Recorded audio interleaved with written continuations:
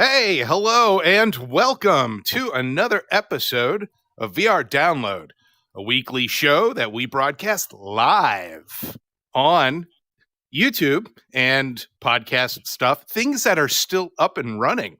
That's definitely for sure. Hi, I am your host, Default Avatar One. I mean, Kyle. My name is Kyle. I promise. I have a real name. You will notice that our avatars today are, as somebody in the chat, Luppy Leptonium has called us.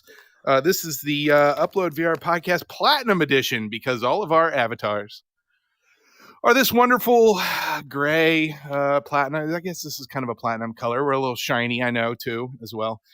But yeah, let's see who we have over here to my left. Very obviously, I can tell by his avatar that this is default avatar number 2. But go ahead and introduce yourself. Yes, I'm avatar number 2, unit number 2, Ian Hamilton, coming to you from Arkansas. Yeah, I have controllers this week. I usually like using hand tracking to gesture, but I don't feel like resetting my system here for like a 50-50 chance of them coming back. So I'm doing controllers this week. Good to see you, Unit 3. I am default avatar number 3, indeed, David Heaney. And if you've been living under a rock, Facebook, Instagram, WhatsApp, and Oculus are down. Facebook's domain names no longer exist on the internet. And I'm sure we'll find out in a few hours exactly what happened. But for now, it's been down for how many hours now? It's been 2 at least, right? Maybe 3. Almost 4 hours. Yeah. So, yeah, what do we do with that? I mean, obviously, here at the Upload Virtual Studios, we are using some of the Oculus backend stuff, especially for our avatars. It's just the avatars. It's just the avatars. So, I mean, that's why we are. Now, you will notice, though, that me, different from the other 2 default avatars, that I have glasses on underneath my blank HMD here, because my glasses are hard coded thanks to the wonderful work of David Heaney in Unity, which is how we have built this. Man, this is just kind of weird because when I look at the 2 of you, I feel like we should all be lined up in like a 1984 Apple commercial or something. Is the weird clone guy still up on the board from our recording session? Because like that's grossing people out. Yeah. Oh man. Oh, yeah. This is a screenshot from a movie called The Sixth Day with Arnold Schwarzenegger, where this guy is a clone of another guy who is another clone, and it's worth a watch if you haven't seen it. But yeah. Ian and I jumped in right away to see what type of nonsense this would cause inside the studio. So earlier we posted a video on YouTube of he and I kind of waxing chaotically. Well, it's funny, like you want to get in here and actually see how bad this is, like what services are down exactly. And we both sort of jumped in here, and it's interesting to think like I could have theoretically taken a screenshot on my Quest, gone to the browser, gotten the photo that I took on the Quest into our management system here, and then come back into the studio here and broadcast that up onto our TV live to YouTube with this default avatar, of course. But like I could do this sort of like whole mobile process, standalone VR process with this headset to get this image out to the world to show what this looks like. But obviously I have to do it with these avatars. That's the one piece that kind of relies on Facebook. And the screenshot that I'm thinking of is the store being down. Being the other thing that's, of course, like the moment you just, oops, something went wrong type stuff up there on your store page. Yeah. And I want to point out that we are doing this live. So if you're in the YouTube chat, make your comments, please. My favorite so far, Virtual Waypoint. You're like the Blue Man Group minus the blue. We are the colorblind edition of the Blue Man Group. That's what we are. And as a person who has a problem with some colors, I totally dig that. So let's see, who else do we have in here in our live chat? Blockanaka, Virtual Waypoint, Giovanni Rodriguez, Onakazi, hello, Space Roach. Let's see, MX Morningstar. All right, so yeah, we've got some of our regulars and some new folks, so welcome.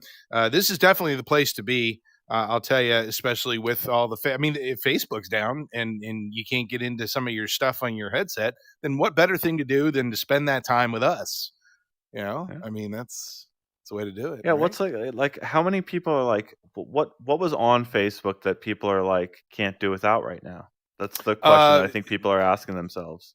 Well, there's things like, are you a genius? Because you can find the one number that's different in this whole list. Or are you cool enough to have been born before 1964 so you remember what a flour sifter is? These are the things. These are the things that are important on Facebook that you can't get to right now.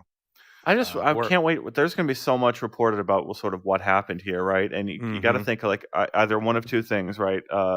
Someone doing this on purpose or someone doing this accidentally. And if it's like someone did this accidentally, can you imagine being that person at an organization of 60,000 people with like 2 billion accounts or whatever their total account number is, all reliant, and like your website went down one day? Like, yeah. but the other Not thing just is your gonna be website, even, the I mean, whole system, the whole back end went down. all these multiple websites going down all at once. I mean, we always remember that day when like the security certificate wasn't renewed for I think what was it, Heaney? Can you recap Yeah, exactly what happened there? That's the closest analogy we have to what happened.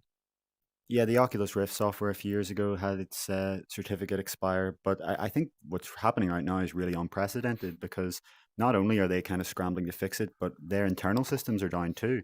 Their workplace system, which is their Slack competitor, their internal emails, and I assume a lot of their systems for managing this, because it's not something any software developers really design for usually. The idea of the domain name of the service that you're actually building on sort of disappearing. I feel like at base that would be an assumption. So you see the Oculus app, for example, on smartphones just crashes at times because obviously the developers out of that app never even thought that this could happen. Yeah, I'm pretty upset because I can't post any food photos on Instagram. My food blog is just down right now. I don't know what to do. How will the world survive without seeing my homemade 4-cheese Italian sausage stuffed ravioli with my handmade? I mean, I'm serious though. I really feel bad for the world. I like everyone else did because I couldn't get on Facebook or Instagram. I immediately went onto Twitter. When you go onto Twitter, the little box where you type in what you're going to tweet, it says, "What's happening?" And I'm like, what a profound default statement to have right now. What is happening? We don't know. We just don't know. So so we're in here. It's okay. We've got some great news for you today. Some fun stuff. Let's just dig straight into that while everybody is still marveling over my wonderful hairdo here. I kind of feel bad because Ian walked in and said, "Give me the default avatar special as well" at the barbershop. And in Heaney too. I mean, it was a 3-for-1 deal, is what it was. We had a coupon. It's the hot news. But yeah, let's get into the news. So let's do this here. First on our news agenda, AMD CEO, global chip shortage. Global chip shortage. It's easy for me to say. Will likely end in the second half of 2022. The global chip supply shortage, a major bottleneck of PC VR growth, will likely end in the second half of 2022, according to AMD CEO Lisa Su, who just recently told that to CNBC. Okay, so this is one chip manufacturer, AMD, pretty big one, obviously, saying that at the end, H2, second half. So is that like August, September, October of next year? That's a pretty substantial wait. That's a whole nother year from now. What do we know about this? Heaney, is it clarified here whether it's for manufacturers to start receiving chips then, or for end consumers to start receiving products with those chips? I don't think she clarified exactly, but it would be pretty. It wouldn't be much difference between that. It would only be a few months in difference. It would still be within the same kind of window of the second half of 2022. But yeah, this is something that's been affecting all technology products and even cars. A lot of car manufacturers right now are having to scale back their production because they just can't get those chips. It's also stopping new technology products from launching because if you're a hardware startup and you try to buy the chips that you need, you may be told, sure, we can deliver them to you in 16 months or 18 months or sometimes even longer. And this has been an issue since early 2020. And one of the things I really don't think people have talked about much is how much this is likely affecting the growth of PC VR. Because one of the things that is the hardest to get is a graphics card. You know, AMD's CEO making this statement is significant because AMD is one of the two manufacturers of PC based graphics cards. NVIDIA also is in the same situation. And, you know, if you really want to buy an AMD or NVIDIA card, you can, but at a highly inflated price. We haven't seen those cards readily available at their actual intended price point since they launched, to be honest. And you know, usually you expect that in the first month of a graphics card launch if it's a high demand product. But we're at the point where if you're a Quest owner and you want to get into PC VR, or if you have a PC and you want to upgrade it for VR, your main constraint now is just being able to actually buy one. And that's something I don't even think we talk about enough when we're talking about the likes of the Steam hardware survey and whether PC VR should be expected to grow anytime soon. You know, it's funny you said that this is hindering the growth of PC VR. That indicates that there is growth possible in PC VR, and I think a lot of people are still actively debating whether or not PC VR will continue to grow. What do we think? I mean, will it actually revive? Not revive the app, but you know, I mean, will PC VR actually benefit once all these chips are available again? I think it's interesting to think about how much Quest is contributing to PC VR growth and how many people out there are like wanting to go get a low cost PC add-on that they can that runs Airlink pretty well for their Quest experience. Heaney and I talk quite a lot about what is the size of the PC market in comparison to this standalone market that Facebook is so zeroing in on. And it is such a great add-on to a Quest to get a PC. But I think that we need to talk about Steam Deck, and we're going to come back to that. It's just I think of Steam Deck as a new PC on the market and one of the few examples of a new PC on the market, and it's built into this portable form factor. And it's really, really hard to gauge how big of an impact that's going to be on this whole equation. Are those PC people who are wanting to test something new out? Are those people who would have bought Switches? Like who are actually buying those handhelds, and how many millions do they actually get out on the market? And are those people not buying something else instead? Is going to have a big impact on how I don't know whether we see other products that could make use of all these chips that are so hard to come by. I mean, I think there's some pretty blurred lines at this point as to whether or not the Steam Deck is actually considered a PC. It's a PC. It's a PC. I think we Is haven't had it our though? hands on it, but like, Is yeah, the it's a Switch PC. I think also a PC? it's more PC, I would argue, than the Quest is. Even though I wrote that editorial Yeah. about how the Quest is becoming a PC. You can replace the OS. Is that correct, Heaney? On Steam Deck, yeah, you can install whichever OS you like. Valve pre-installs it with SteamOS, their distribution of Linux, but you can put Windows on it. But I think it's I'm going to actually put Windows interesting. ME on it and see how that works. Windows ME. And to be clear, Oculus Go, when Oculus Go's OS changes, when that root access comes through, will you be able to do the same on Facebook's first standalone headset? Yeah, you'll be able to modify the OS and install one on, because as Carmack said, the bootloader will be open as well, which means you're no longer restricted from only installing Facebook's Android-based OS, because it'll no longer check for Facebook's signature. So it really depends what people do with it. It's one of those things where when it's made available for hackers to kind of come in and use a device how they like and install what they like on it, sometimes nothing comes from it, and sometimes you see a small group of dedicated people do amazing things with it. So I don't think we can know yet until someone actually really tries to see what they can do with Go. But it's actually promising, because if this open version of the Oculus OS is packaged in a way that allows other drivers to be put in, we could even see extra hardware being added to Go. Maybe people might be able to swap out the hardware that's on it. And it's really interesting to see if it could perhaps become a kind of hacker maker dev kit for standalone VR. But that's all speculative for now, to be clear.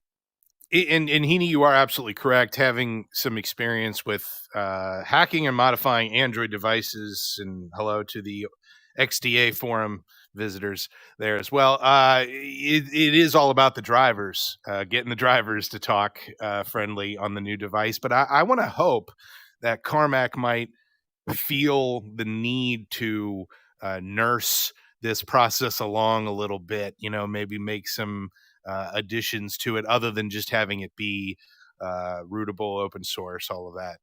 Not open source, but I have a feeling that with the bootloader being unlocked, there will be an open source operating system put onto it. Who knows? But yeah, I think it's a great question, Ian, and I'm very excited to dust off my Go and see what comes from that.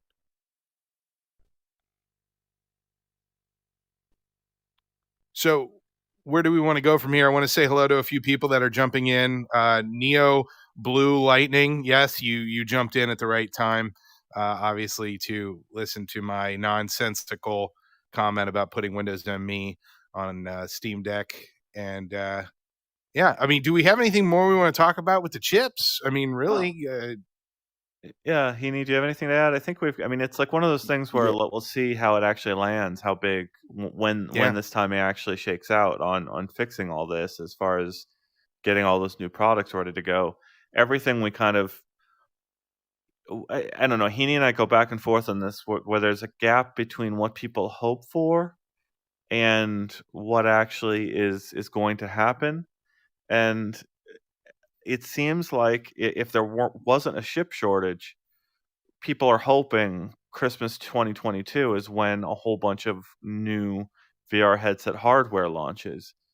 But there's less of a reason for those new releases if there isn't an install base to sell to of whether it be consoles or PCs. If people can't go out and get devices to pair with their headsets, I'm wondering how. Yeah, Apple has like sort of the power to go and get a very big device made, but other than that, smaller players might have a hard time coming by components in this kind of ecosystem for a long time still to come. Yeah, the big players like Apple and Facebook are able to secure orders long in advance and use their kind of scale to make orders that smaller players can't do. And I think that's one of the real tragedies of the chip shortage, is that while these big companies have been able to launch new products, the smaller companies simply can't. We're not seeing the level of new hardware entries that we would be without it. And I think it's actually interesting that Lynx, which is their Kickstarter, is launching tomorrow, the AR VR headset that will be priced at $500. They've mentioned that they actually had to order their chips long in advance. So I wonder what kind of Lynx-like devices we could see in future. Just to go back on your Steam Deck point, though, I think what's really interesting about that is what someone else pointed out here in the comments when they were purchasing a gaming laptop, is that one of the only ways to actually get a graphics card right now is to buy a pre-built desktop and to buy a laptop. So we're kind of seeing that pre-built market grow a little bit, which is obviously a little bit counter to the idea of being able to kind of build your own PC and upgrade your own PC. But even with those pre-builts, we're now seeing them pushed out. And the Steam Deck, for example, if you order a new Steam Deck right now, you will not get it until the second half of 2022. So it's interesting to see how that date kind of lines up with AMD's CEO.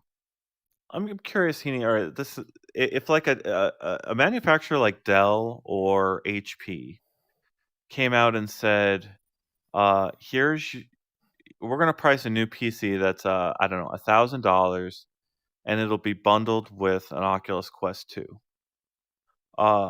Is that something you think Facebook would do now, or would it confuse people too much about what that device is capable of. Well, we saw that actually happen with the Rift S and the Rift, sorry, the original Oculus Rift, where it was bundled at $999 with a PC.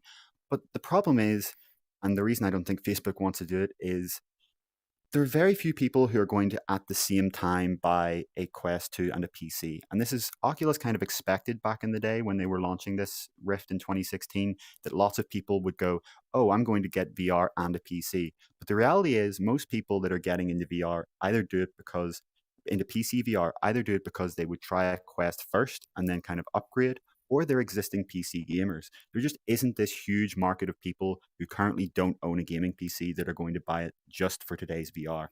So the more sort of natural progression is that they get a Quest first, they play this content, maybe they get into VR chat and they hear people talking about just how much better it is on PC, and they see all the avatars that don't load for them because not all avatars actually load on Quest, and they say, oh, you know what, I might want to play Half-Life Alyx or Skyrim VR or Fallout, I'm going to go buy a PC. So bundling it doesn't really make sense, and I doubt Facebook will do it again. You guys remember when VR ready stickers were on the PCs, and I don't, do they still do that? I mean, I don't know. Is there still VR ready stickers? Who paid for that campaign? You're bringing up VR chat and all the VR chat avatars not loading on resource-starved devices really makes me think about what sort of conversations probably are happening or have happened between VR chat and probably Mark Zuckerberg or Andrew Bosworth themselves, discussing metaverse topics of how these avatar systems are going to talk to one another as a format going forward. This is such an interesting demonstration of sort of where we are with that. Yeah, it'll be interesting to see if Facebook sticks with its idea of sort of human self-like avatars only, or if it goes with VR chat's approach of, anything that you want. It's just a standard VRM model format. You can be a giant dinosaur if you want, or a paperclip. It'll be interesting to see whether Facebook takes that approach or not. Hey, in the early days of VR chat, I was a shark. I was a shark, and I just swam around, And for those of you that remember, it was the good old days, right? All right. Well, I mean, the chips. This is something that's a year away. We think, we hope, based on one person's comment to one news source, we might have chips somewhere just out there. Yeah. I was going to say, just to be clear, this one person is the CEO of AMD, one of the largest chip manufacturers in the world. I would say they probably know what they're talking about. Probably a pretty valid source. Yes. I'm not, saying otherwise. I'm just saying it's just one person. We need to contact Disney and have them do a what if episode. And the what if episode could be, what if there was no shortage? And what type of headsets and hardware and the volume of them and how much they would have saturated the market. I think the watcher would be able to tell us some interesting things about that particular scenario. But we'll know. Well, we don't know. We'll see what happens in a year. We'll go from there. Man, are you guys ready to flow into this next story? Are you ready? All right, here we go. How many images do you have to throw up on this? Because this is going to be painful for me. Yeah, and it's definitely throw up is the right word, the right term to use, because there's so many of them. I walked into that one. You kind of did. Yeah. All right. Well, while Heaney is getting images up on the screen, I will bring you into the next piece of news. HTC reveals more Vive Flow teaser images ahead of its reveal event. What is this thing? We've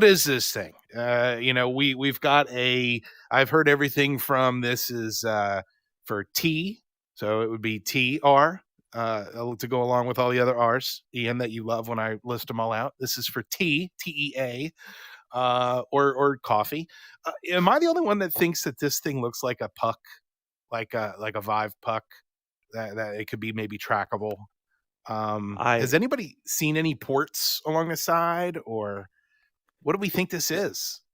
The image isn't loading again on the stream. They can't see it out there. Yeah, you know what? Screen is I may blank. actually, for the sake of images, I may try just restarting the PC to see if that works, because it did seem to fix it last time. I wonder if, images are going to be pretty valuable for this. Should I try it? Is that going to kill the stream, or are we going to have to restart? Yeah, but well, you're not going to have to restart. It's just when it comes back up, the stream should start again. All right, we'll be back in like 2 minutes or whatever. 5 yeah, minutes. everybody, after these messages, we'll be right back. You remember that, Ian? You're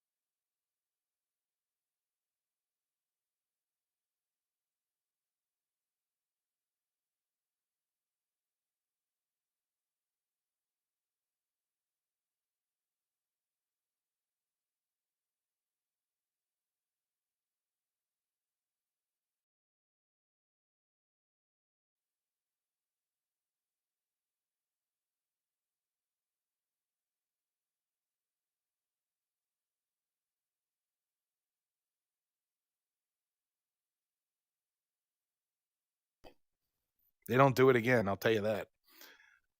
Brought me back to 86. Yeah, no, I mean, I heard Heaney had. I'm going to throw it to Heaney for this because I think he had heard some things, or I don't know where I saw it, but someone had suggested some things here. I mean, obviously, it would have to be something that would fit inside that container. I mean, that's all we really know. There'd be no value to a container unless something would fit inside of it. I don't know. Are we back live?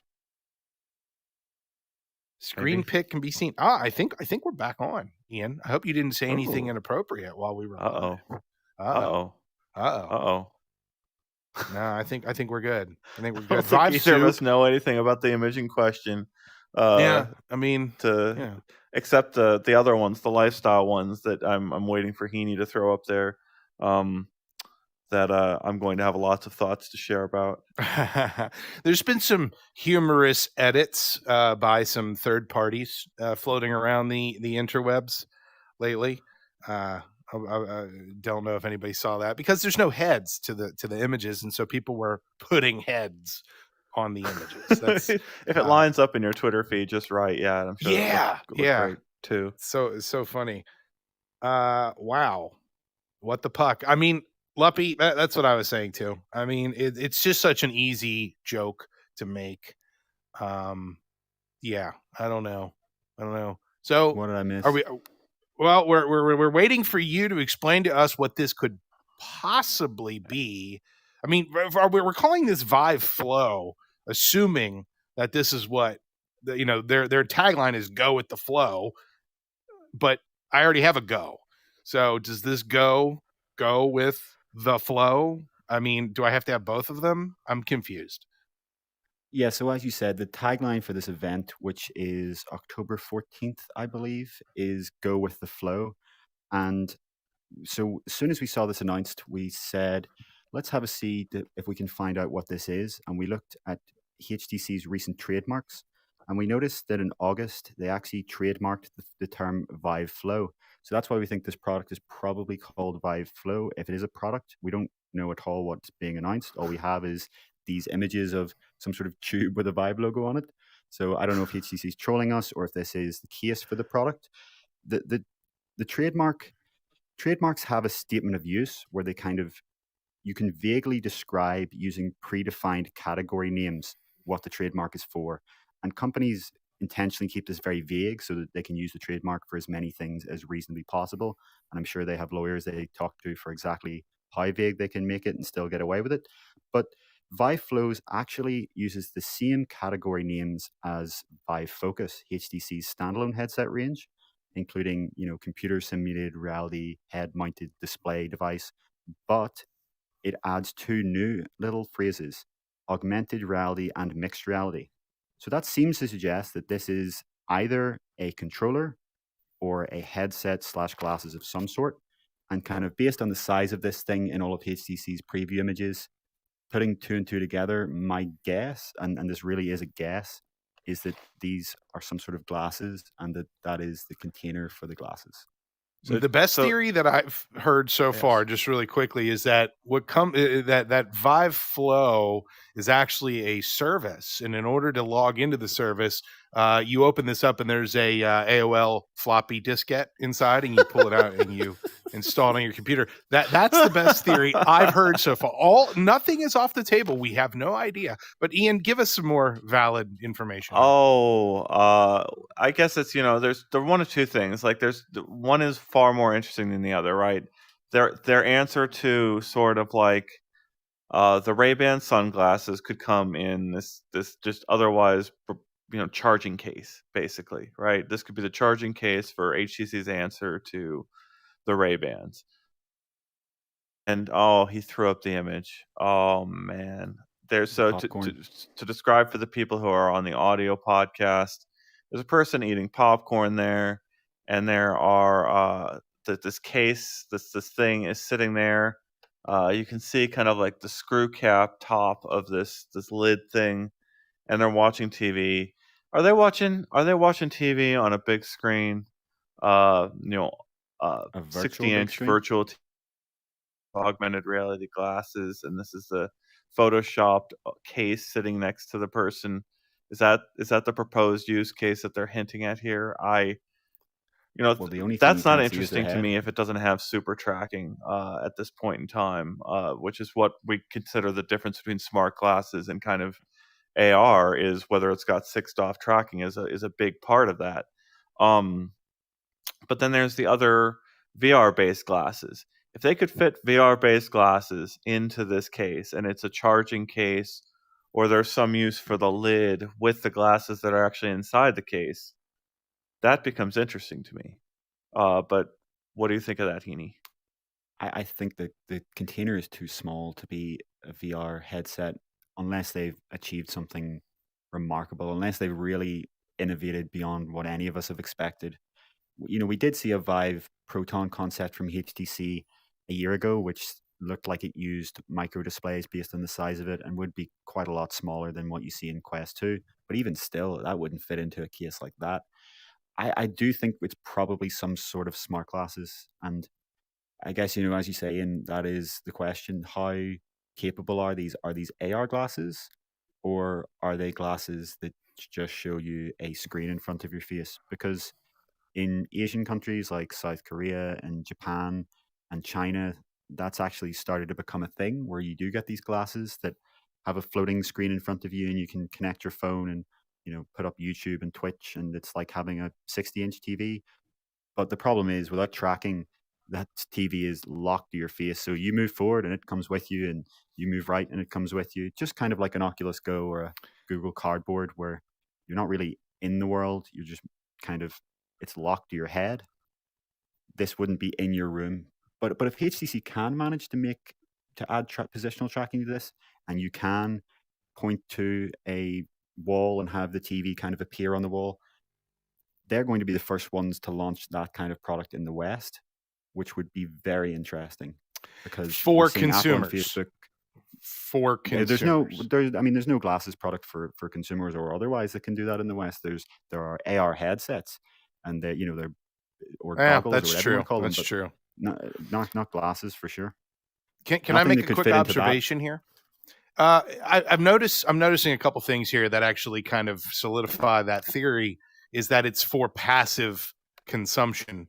Is number one, she's holding popcorn and not controllers or trying to interact or anything like that. Number two, notice that every time they show the person, this little puck needs to be right next to them or close by. I'm wondering if it's some sort of transmitter, like it's some sort of go-between between a phone or another device, and that this thing is like the intermediary, the bridge between the device and the headset, whatever it is. I mean, that would definitely take away a lot of the processing needs from a headset, which would make it a lot smaller. I don't know. That's just an idea.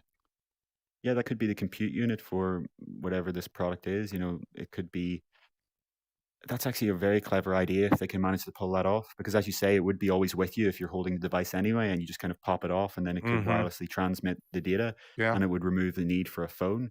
Because one of the big problems we've seen with the N-Rail glasses, which are available in Spain, Germany, South Korea, Japan, is that it only supports for its full functionality this tiny list of Android phones and even like very specific submodels of these phones.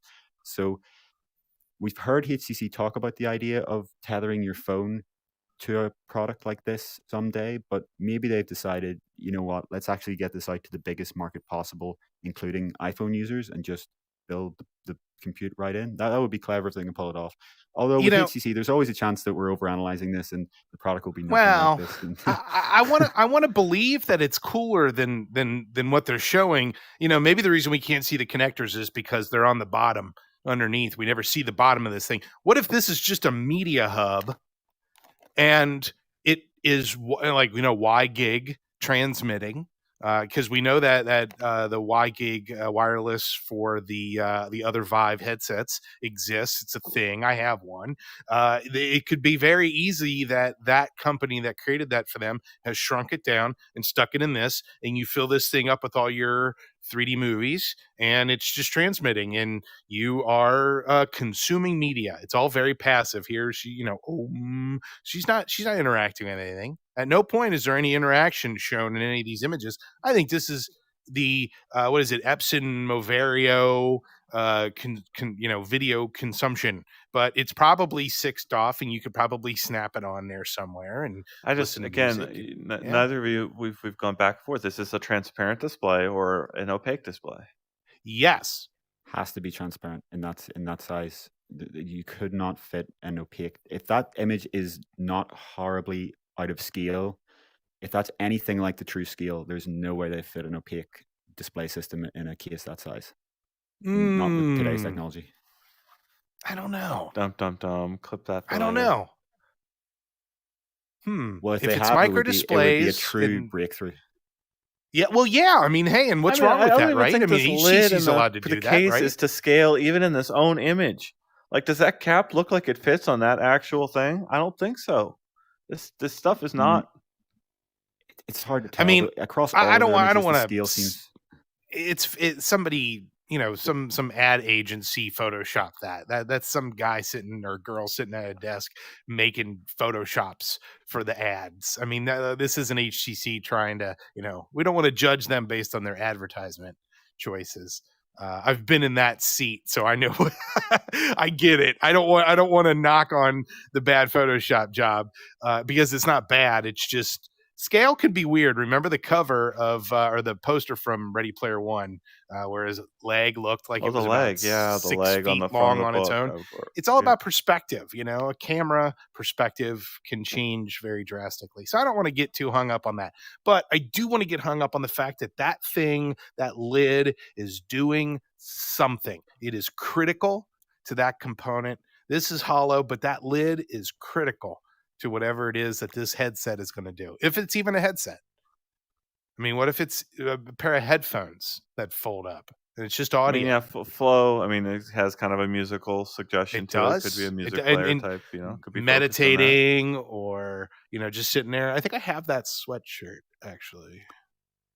Yeah, somewhere. It's not great Photoshop is what someone in the comments say, and I just need to sort of agree.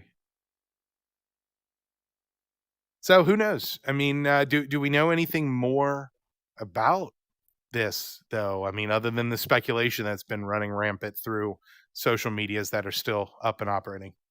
The only other thing we know is the phrase they gave was expect big things in a small package. So, I guess the case really is small if they're kind of promoting it as that. But yeah, no, I think I can't see any way that this isn't glasses. It seems pretty on the nose at this point, especially given that trademark. I'm stoked. I'm excited. Whatever this is, I already want to buy it. I don't even know what it is, but I want to buy it.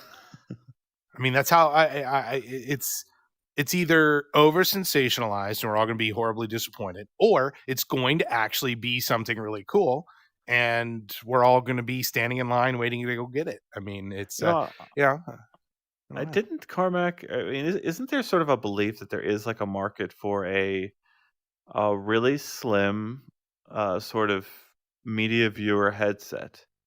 And Go kind of vacated that market when it went away at $200. There's, I'm curious with the price.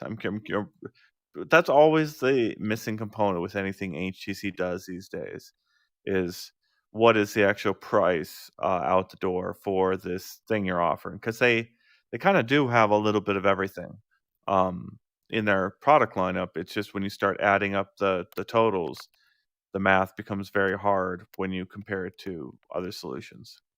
$399, $3 doesn't mount to a wall. Like the image itself doesn't stick to a wall. So it's basically no better than the Epson. And it comes with the puck. It comes with the puck as like your. How do you get things onto the puck? Through a USB-C port on the bottom of it. That's my prediction. That charges and transfers. Do I load it from an app on my phone? I think an app would be most likely, given pretty much every device like that these days. It's a companion app that usually controls it. So I can load up like a gigabyte of, I could theoretically load up a couple gigabytes of video files onto the thing and then watch that on my big screen. Basically, yeah. I think it's interesting that this is. I think based on this marketing wind said, is a consumer device, which HTC hasn't done in quite a while. Yeah. They used to do phones. To be clear, we just made all of that up, right? That was completely hypothetical. Everything. Absolutely. That was just me kind of just like ranting about the possibilities. I mean, the whole idea of that puck being a transmitter of some sort, I've been stewing on that for about a day or two while I stare at all the images, because the core theme is that you're sitting, you're relaxing, you're not doing anything else other than maybe eating popcorn. You're in chill mode. It doesn't have to be anything more, because it seems like it's a seated experience. So we're getting back to the old school, the way Oculus pushed the original VR consumer headsets. It's a seated experience, and as a result, it only needs to be 3 DOF, because you're not 3 degrees of freedom, because you're not getting up and walking around. There doesn't need to be any hand tracking, and since you're not moving, it doesn't have to have any cameras, but it should have a sensor. Maybe that's what it'll be. You can put something on the wall, and it'll stay there as you move your head around, but so it'll always stay like floating out in front of you. Getting cut off with your field of view as you turn your head around it. If you get it just in the center of your view, it looks nice and big. So I would say that at $399, so with the 6 DOF for that sort of thing, I think that's what we're suggesting. That starts to become interesting. But what if it's $699 or value, man? Those features do not allot me that amount of money for that amount of experience. I need more experience than just a 3 DOF passive video streaming experience. Yes, it's novel, but not $699 novel. Don't know. But if you think about it, there's a bunch of things that Facebook with the Ray-Ban stories didn't do. It's input. And I'm not going to get into all this again because there is audio as well. I step back from that, but it's about capturing images, and maybe HTC is taking the other side and say, okay, fine, if you're going to snap stuff, we're going to show stuff, and having this wireless transmitter, which again is all speculation. I'm just making stuff up, so don't run with this. It's possible that between the two of them, it's like Jack Sprat and his wife, betwixt the both of them, they lick the platter clean. I mean, it's very possible that they're both taking different sides, and that eventually those will, because how many times have we said that a headset, like this headset does this great, this headset does this great, this headset does, and just amalgamate all of them into one perfect headset. Yeah, I mean, like, so someone was bringing up the Panasonic glasses, and I remember, I think my take on that with the Panasonic glasses, the one I've sort of shown on my Twitter profile, various places, was they needed a platform to back them, and they needed a processing puck of some device of some kind. So like those types of that could reasonably fit, I think, in that case. That form factor, like that was small enough to fit if you attach them to a pair of glasses. And it has IPD adjustment. And I think they even said back when I saw it, they were working on models with 6 DOF on them.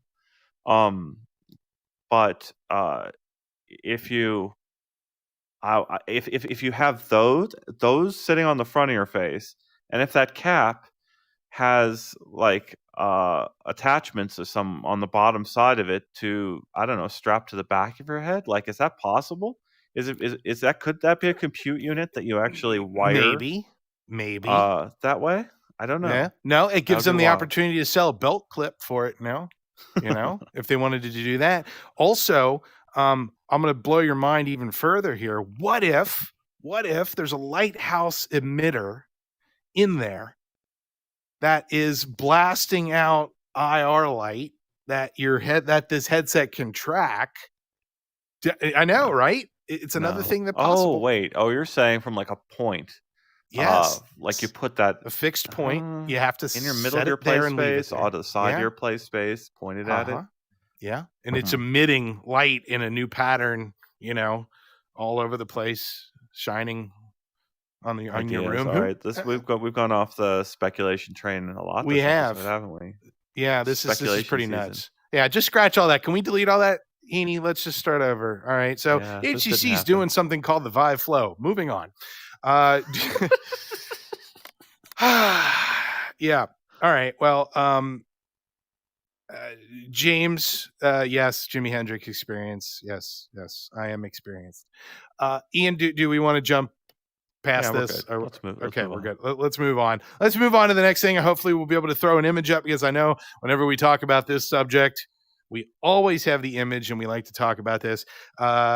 It looks like Valve Index is now the second most used headset on Steam. The Valve Index is now the second most used headset on Steam, having overtaken the Oculus Rift S. Here is our lovely chart. We throw it up every time, not like throw it up, but we toss it up. Stevie has it here. So we still have the Oculus Quest 2 up at the top, and now the Valve Index is snugly underneath it. Ian, where do we want to go from here with this? Well, yeah, I was.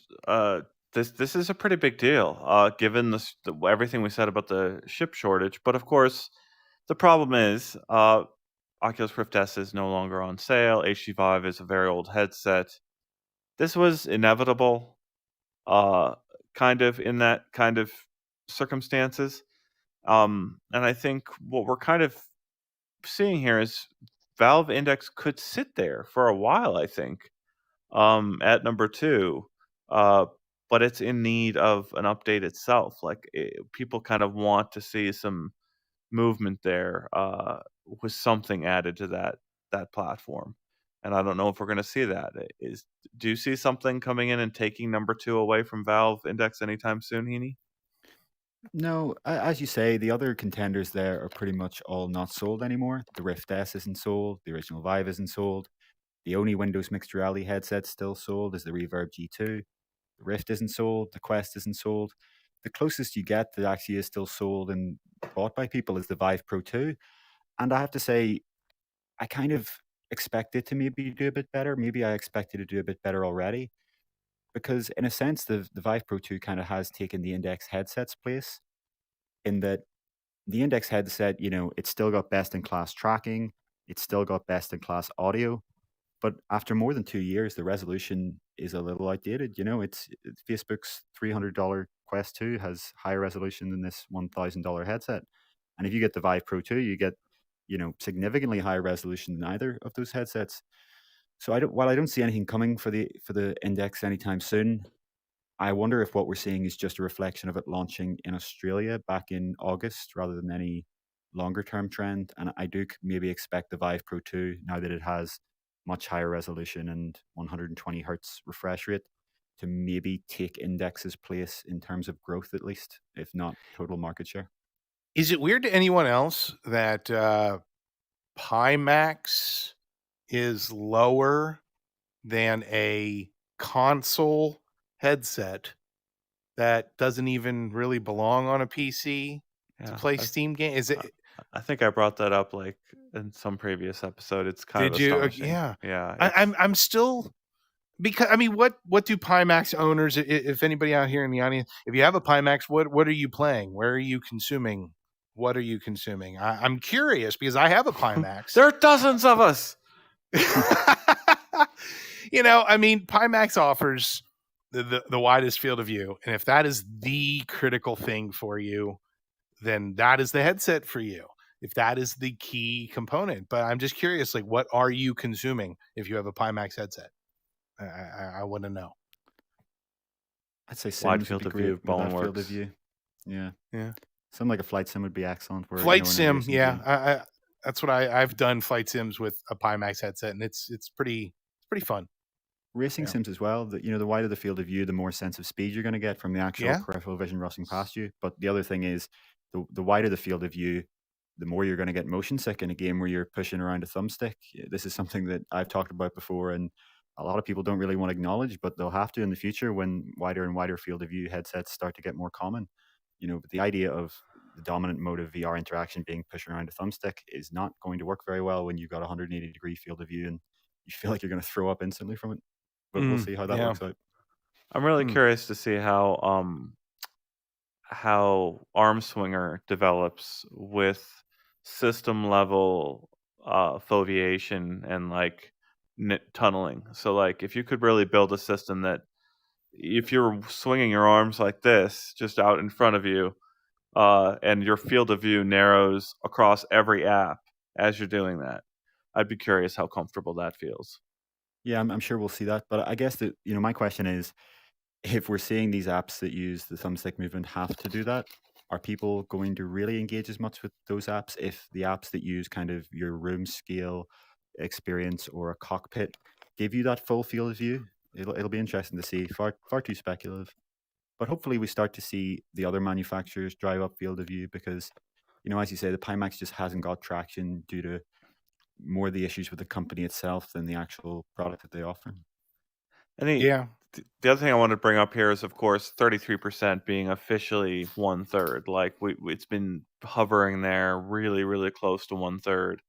Now it's kind of over the Oculus Quest 2 is over the 1/3 user mark. And honestly, if we see, do we think it could be 50% by the end of 2021, Heaney? Perhaps not by the end of the year, but I would say at some point next year, if there isn't a serious competitor that ships at a reasonable price at scale. Yeah. Well, a Deca Gear actually could be the one the one thing to change that. I guess if Deca Gear can really ship at their intended $400 to $500 price point, and they do keep that HP Reverb G2 resolution and I don't know. new controllers. I'm gonna go out on a limb here and say, check back our episode in January of 2022, and let's check these hardware numbers. But I'll place a bet with you of I think it could be over 50% by then. I don't think it ever will, and I'll tell you why. Because there's going to be, as Heaney is basically saying, new contenders in the ring. So smaller, they might still stay in the majority. I don't think anybody's going to deny that. But to hit 50% removes the share from several other headsets here, and new headsets are going to be added to the mix. So 50. I would put money down that it'll never hit 50%. Yeah, I would gladly do that. All right. We'll make a bet. I'll tell you what. If it hits 50%, I'll shave my avatar's head. What? Right. The avatars. That's right. I forgot about that. Yeah, no, we'll see. I think it'll hit. Okay. That's interesting. Okay. We'll watch it. Yeah. Let's see how it does with the Christmas rush. I mean, that's what I'm saying. Let's get through of course, all those people opening. You're also assuming that their servers are going to come back on someday. Yeah, right. Facebook is just gone from existence, right? Yeah. It'll be interesting to see how long that lasts. I think one of the interesting questions for me is if Quest Pro is a thing that launches in the first half of next year, but the only reason I'm saying that is if it's sometime soon, before we know which contenders will go against it. Will it be number 2? Will we see a situation where you have Quest 2 and Quest Pro? Or will, some successor to the Index or the Vive Pro 2 manage to keep its own against it? I think that'll be really interesting to see, because if Pro does have eye tracking, as is rumored, and it gets up to a reasonable number in the hardware survey, we could see a lot more developers on Steam VR start to support eye tracking and foveated rendering in the apps, which could then help PC headset manufacturers to justify building that in, and we could kind of see a spiraling effect in a positive way. Yeah, I'm excited for eye tracking to come out so that way we can have the conversation of how unnecessary it is because none of the software supports it. And then go through that whole routine again. But we'll see. We'll see what happens. James asking about hope for new hardware being announced at Connect in a few weeks.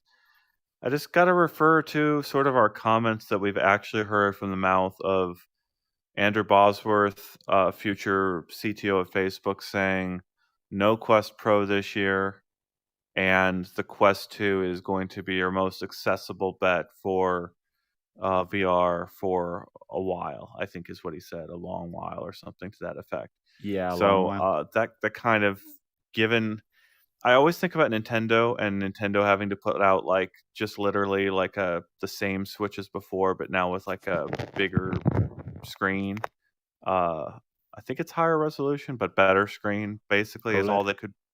Yeah, is all they could really do there with like the size of the market that the Nintendo Switch could command with a really high-end new product that pushes the envelope. If they couldn't get their hands on enough units of whatever that hardware was needed, whatever that hardware was, how could anybody else? Is kind of the way I think about it. So I'm kind of like not expecting.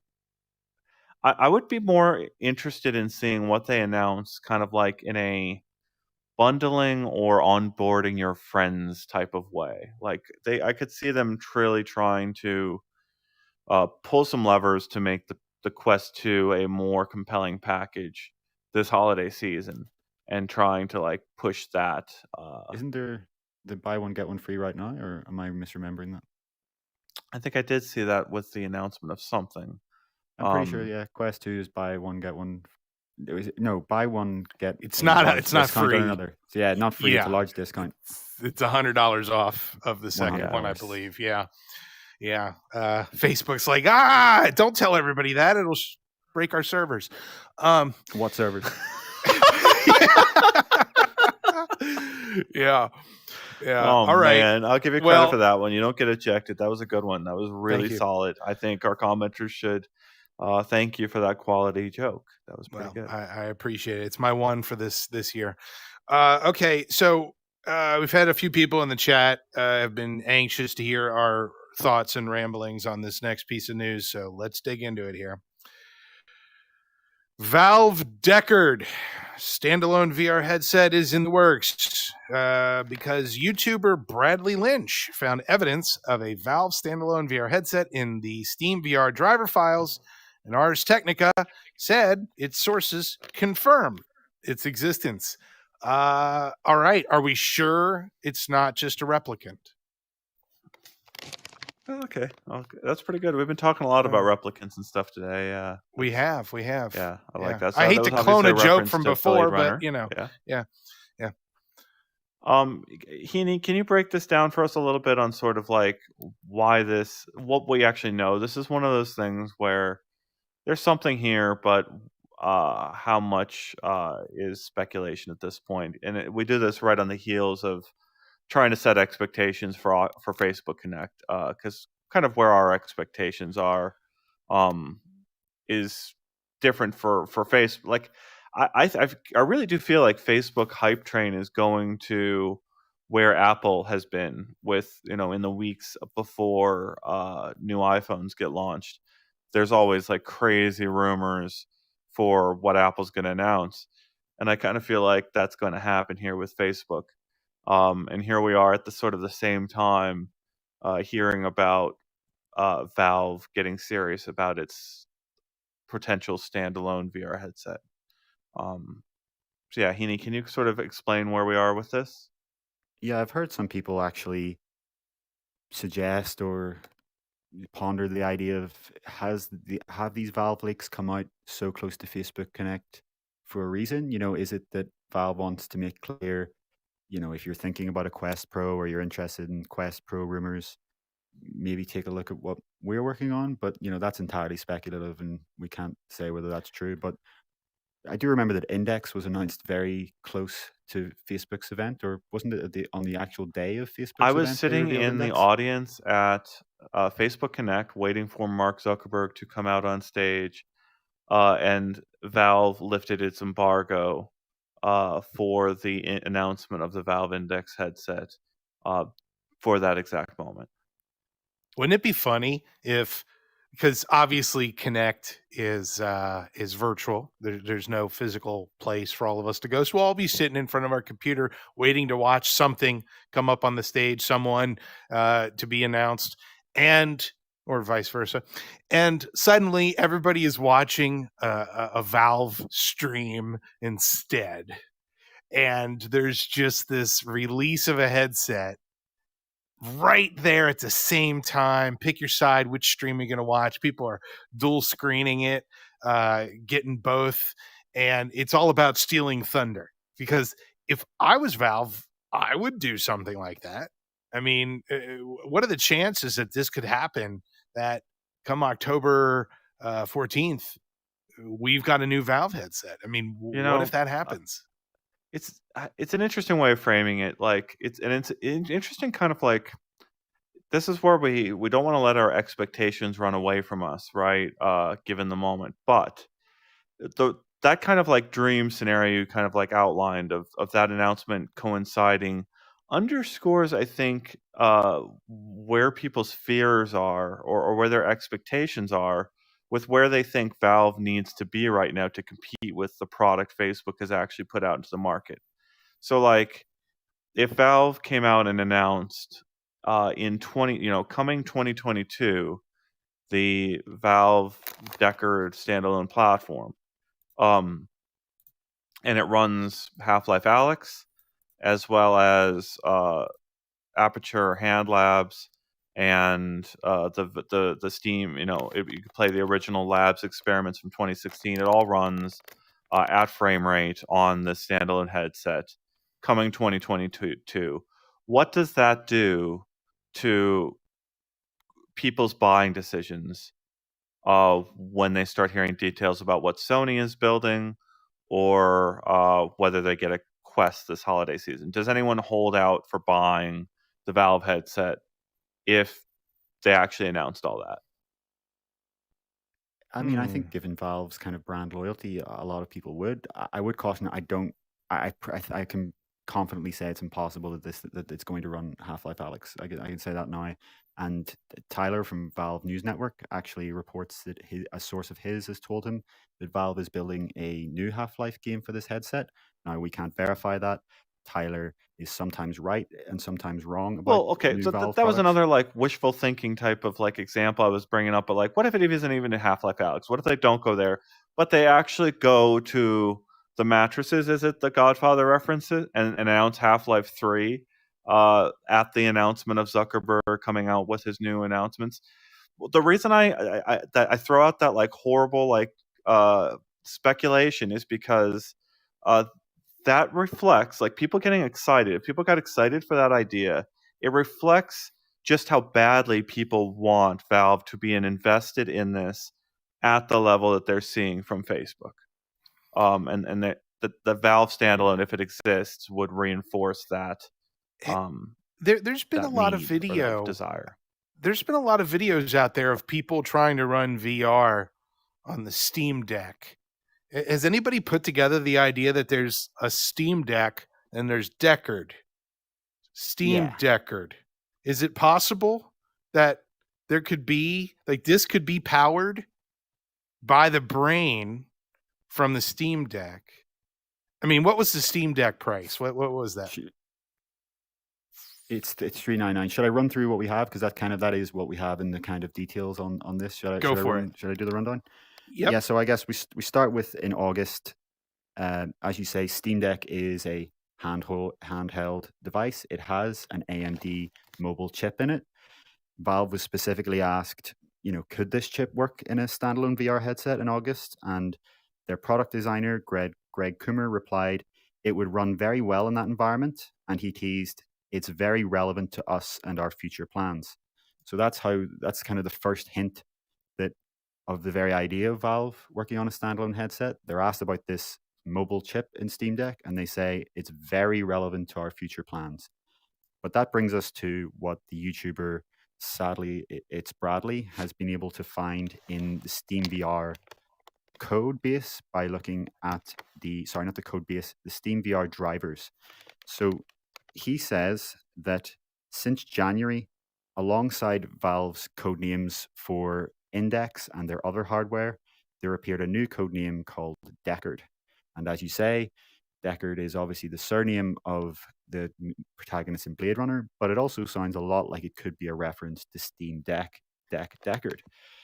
There was the input driver in Steam VR had Deckard POC A, and then in June added Deckard POC C. And POC in these kind of devices is almost always going to refer to proof of concept. I haven't heard anyone suggest on Bradley's comments or on Twitter or anywhere any other acronym that could be other than proof of concept A and proof of concept C. He then also found a hidden standalone system layer in the Steam VR menu and a Linux-only binary referencing Deckard, which Bradley says tells the device to boot to a default application. And so remember, as we were discussing earlier, Steam Deck runs SteamOS, which is Valve's distro of Linux. And another thing you find in the Steam VR files hidden was a reference to a dual tracking mode, which seems to suggest that perhaps this device could have two different tracking systems. And Ars Technica picked up on Bradley's report and got their own sources to reveal that this Deckard is or was a real thing being made at Valve. Now, that doesn't mean it's definitely going to be a product. That doesn't mean that Valve is still working on it at this exact moment. All it means is that at one point or another, Valve was working on a standalone VR headset with the codename Deckard. And Ars actually adds one more thing to the story, which is quite interesting. They said that Valve tried to get inside-out tracking to match the Oculus Quest's Oculus Insight system, but actually weren't able to, initially at least, so had to bring in an outside firm for help. And we've actually seen Valve do that before. The Index, about a year and a half after launch, got an update called Room View, which let you see your room in perspective correct 3D, just like the Oculus Quests pass through. Though obviously on Index, you have those high-resolution color cameras, so you get a better view of the world. But it was then depth correct. But that wasn't actually made by Valve. That was made by this company called Arcturus Industries. And Bradley has noticed that Arcturus Industries has also been working on the tracking of VR controllers from cameras on the headset, just like we see in Quest and in Windows Mixed Reality. So to be clear, Ars did not mention what this outside firm was. Their source didn't reveal that. But if we look at the fact that Valve has literally already worked with a computer vision startup for the Index, I think that suggests it may be Arcturus Industries. And they typically work with outside firms to, help them do some of their vision. I mean, like to execute on their vision. They've done it before with the various initiatives, so it's not unheard of for them to partner. So just we're kind of going back to what we were talking about before. If they did this proof of concept, did they also, what did it run? Who saw it at Valve? And did they go to the 3 or 5 manufacturers in China that they need to with a $500 million paycheck or whatever, they have to pay up front to secure manufacturing for this headset? That's the kind of, if there was this proof of concept, they had to also have been impressed enough by it that they actually went and got the manufacturing supply chain locked down. And that's the question of whether that actually happened.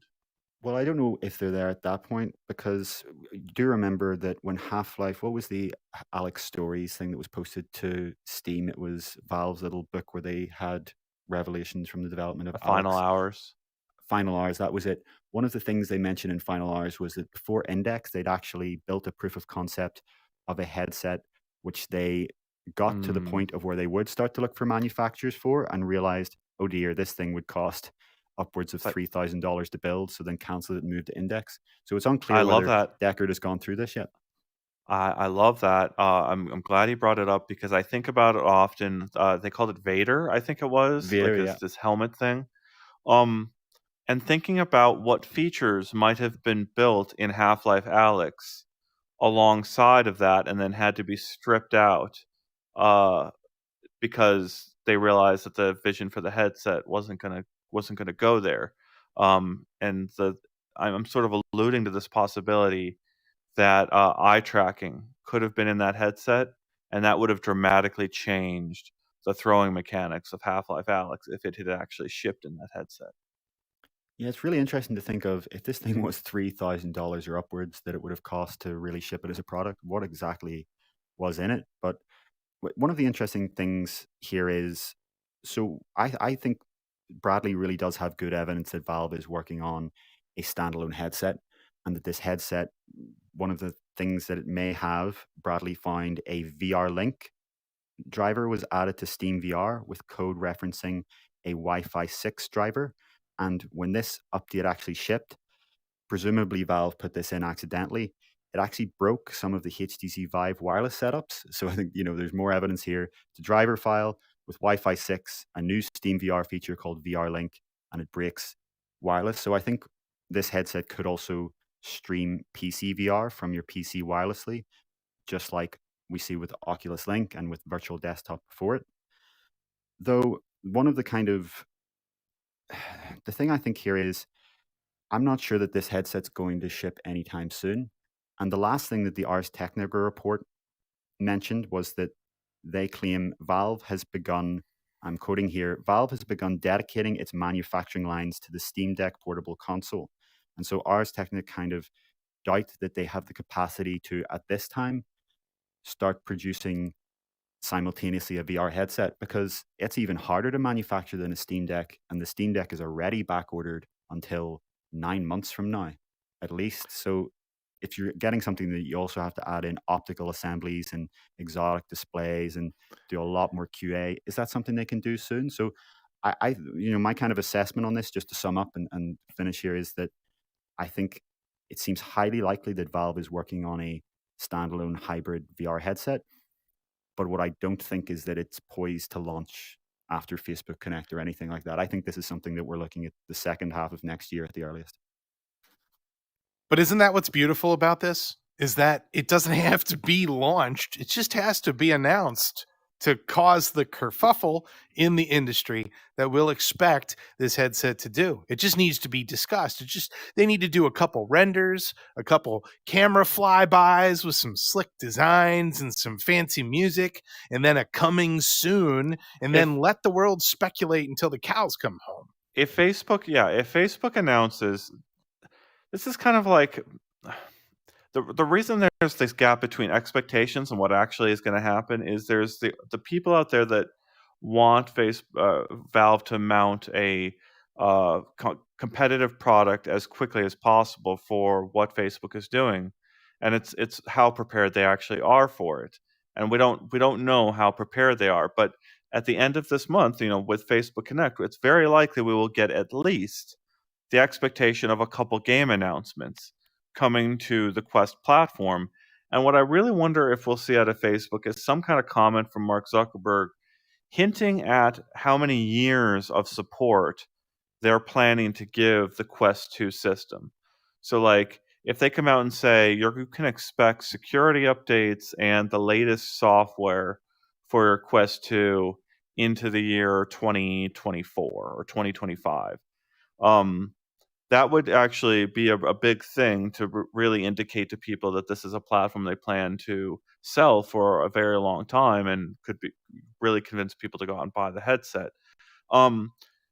if you're announcing games that are going to come out for the Quest 2 system 2 years from now, why can't Valve go and do the same with this system, to your point, Kyle? Yeah, and I just want to say, Abzar, thank you very much for always appreciating my humor. To have gravy on your kerfuffle, that definitely lots of pepper in the gravy, though. Definitely. Somebody is void of, or James says, Valve avoids that marketing strategy because without a date and the product being 90% ready is burn them in the past.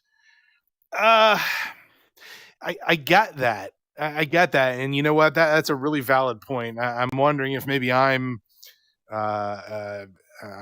projecting onto Valve what I would do if I had something like this coming down and I wanted to steal some thunder from another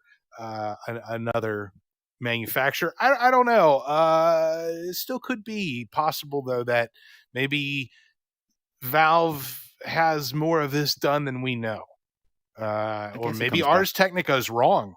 I mean, who knows? Back to the idea of what if this is Valve's marketing strategy? What if, like in the past, Valve has actually admitted at Steam Dev Days that it intentionally leaks out little bits of information for enthusiastic fans to pick up on and hype this? What if this is what we are already seeing right now? Because, this is a lot of things to accidentally be put into Steam VR. There are references to this thing all over the place. It seems like either someone is not trying at all to keep this secret and accidentally shipping, entire drivers out to the public Steam VR build, or Valve really did this on purpose. I think about Space Pirate Arena as this high watermark for VR experiences right now. Like, I remember when Valve did its room demo, they figured a room is what was a sweet spot for VR. And I think when I look at Space Pirate Trainer Arena, I see a larger sweet spot. And of course, one of the things that those devs told me was they started thinking about larger scale ideas as soon as there was 10 meter by 10 meter Steam VR tracking for them to prototype with.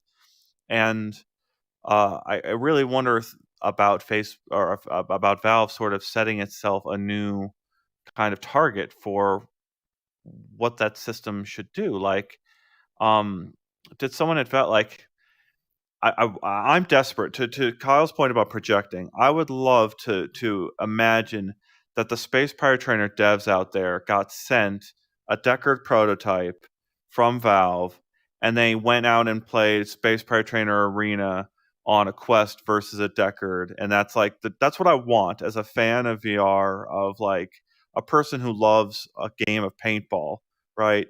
I would love to imagine that that's actually the case. But we have no reason to believe Valve is ready for that. Yeah, I think, I guess this is maybe speculative, but I feel like one of the first people that would have gotten a Deckard dev kit or pre-release unit or whatever you call it would be Cloudhead Games, the developer of Pistol Whip and Aperture Hand Labs. And I noticed I saw Denny recently, when he got his Steam Deck, just post a video where he's trying to get very quickly, without making many modifications, Pistol Whip running on it. And I don't know, it feels to me like if he really had a Steam VR headset standalone, that he wouldn't be posting a video like that, or he would have already been doing that work, so it wouldn't be something he just started. It's just I just see no evidence of any developer having one of these. And we've actually seen in the past, when Valve was sending its Knuckles controllers, the prototype for the Index controllers, developers were allowed to talk about it, or at the very least, for a while, they were allowed to post a box and say, I got something from Valve. Valve doesn't typically do hyper restrictive NDAs, at least not in the past, though perhaps with its new hardware strategy, and if it's very serious about taking on Facebook, it could be doing. It's too NDAs competitive. It's too competitive to let the info out there before it's ready in this instance. Like, this is Valve's secret sauce that they're actually going to try to sell and like use as a market secret. Yeah. I mean, think about how the Valve Index actually leaked. There was photos. Yeah. See, there's always just enough out there for confirmation of an existence. Not necessarily people divulging. I'm not saying people are breaking NDAs. I'm just saying that there's enough buzz that there's confirmation of existence. And right now, I mean, they could have called it the Valve red herring. instead of Deckard, and it would have had just as much of an impact on all of us. I don't know. It could even be, though, like you said, there's that whole concept of like the Vader headset. This might not ever be a real thing. So I want to throw it out there that like HTC has done the attachments thing for its VR headsets, and what we're hearing out of Quest, this Quest Pro theorizing that's going out, so that sometime Facebook is going to do a Quest Pro, and it's very likely to have eye trackers and face trackers, because that's exactly what Mark Zuckerberg wants. He said so. He said exactly that. What about Valve doing, an Index 2 near term to add those sensors to the Steam VR platform as part of what Steam VR recognizes and processes? And if Facebook wants to pass those APIs over from their Quest Pro over to Steam VR, they can, and you can get those, more expressive avatars over in your Steam VR games, or maybe there's a fight there over APIs and whatnot. But again, these headsets serve as API tools for devs to build on. Like, there was that year, we have to go back to remember that year of development that happened. Maybe it was more like a year and a half for some devs, building those first generation of room scale games with development hardware that was just sent out to them. You've got to do the same thing, in my opinion, for eye tracking, face tracking, and full body tracking. And what we've seen out of the Vive Puck situation is, because it's such an expensive added on accessory, nobody's really adopting it as like an API for devs at home. And I think Valve needs to recognize that as soon as a Quest Pro hits, if it has the eye trackers and the face trackers, that is going to be a dev API that people are going to use. And maybe Steam needs to offer its own version of that. Well, I'm just going to come out and say it, that no matter what is current, real right now, there's a very strong possibility that in the first half of 2022, or even the second half of 2022, who knows, sometime next year, within a year, we will have possibly a new Oculus headset, a new HTC headset, a new Valve headset. Is this like is this a generational jump here? Are we ready to call this, that this could be a next level? Are we all leveling up here? Is that what's happening? Is it possible? I think that Quest 2 marked a generation for me in my head. Like, I don't know, Quest 1, it's so hard. It depends whose platform you're talking. It has, like, we're at the Palm pilot era of VR. I always hate those analogies. Like, I don't know. I've tried working. Like, I put it in that editorial that like Quest 2 is becoming a personal computer, but it's not there yet. Like, So that's it still the needs a Palm little bit more Pilot. horsepower. This stuff might be like the handspring trio, minute upgrade, but not a huge step forward. Maybe really- color screen. It depends.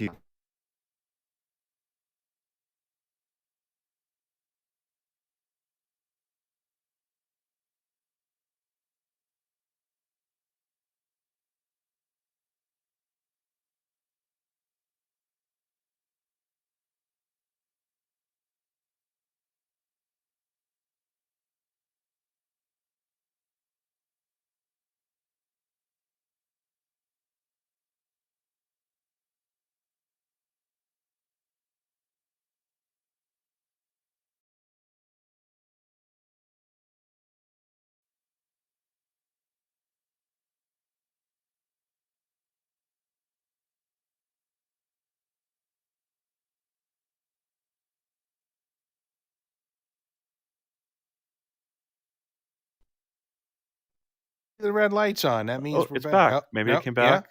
Were we talking we about back? secrets again? I don't think we were this time. Yeah. No, I don't think we were talking about any secrets.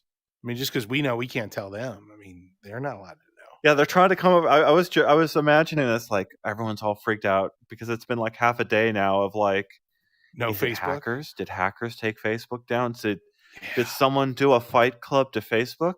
DDoS. That's the naughty word that everybody keeps saying on Twitter now.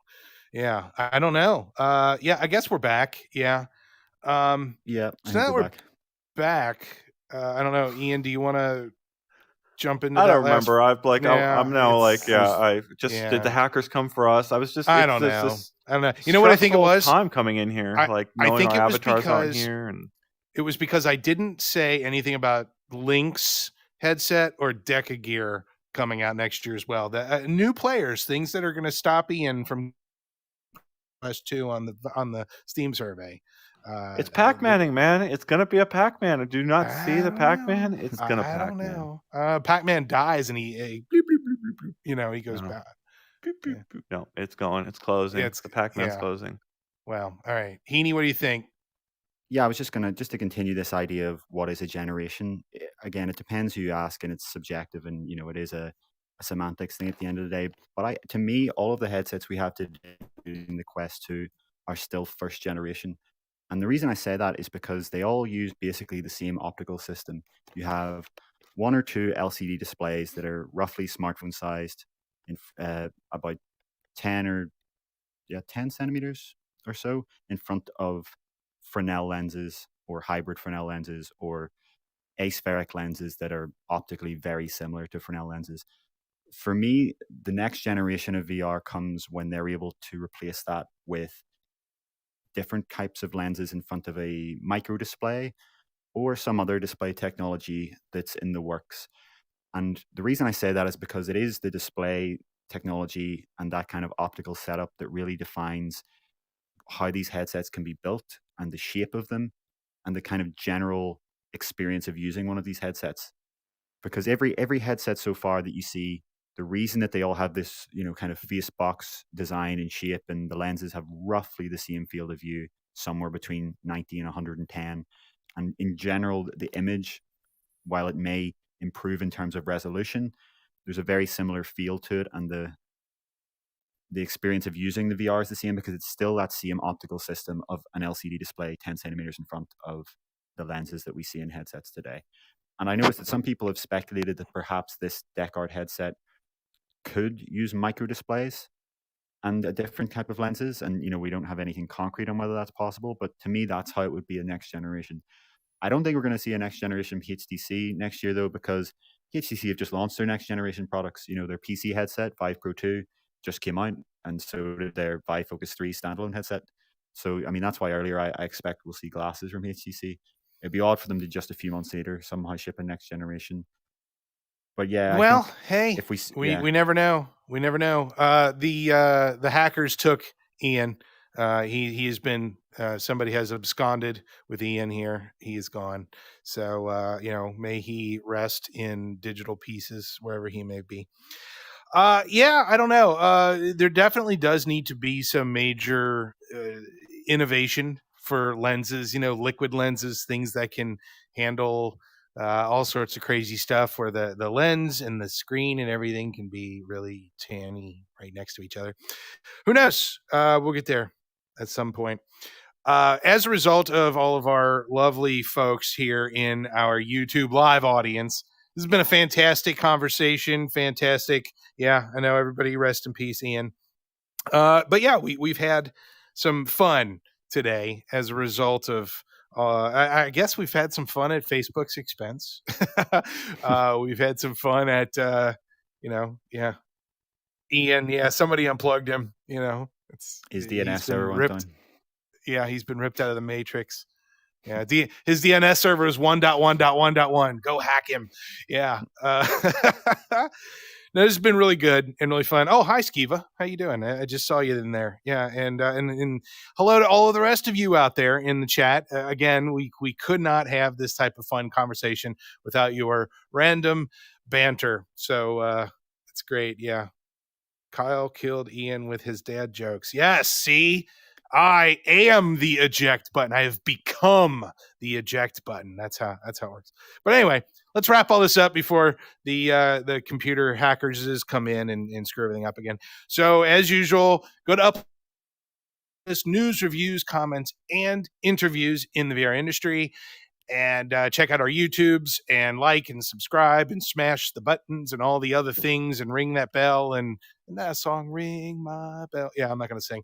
So yeah, and always come back for the wonderful dad jokes, not to be confused with Thursday's show, which doesn't have any dad jokes because it's all about games and stuff. So if you're into games, which I guess, some of us are, come check out that show as well. And yeah, any final words of wisdom, Heaney? No, just thank you again for everyone watching. There's been some great conversation in the chat as usual, and we'll join you next week again to talk more about VR hardware and industry trends.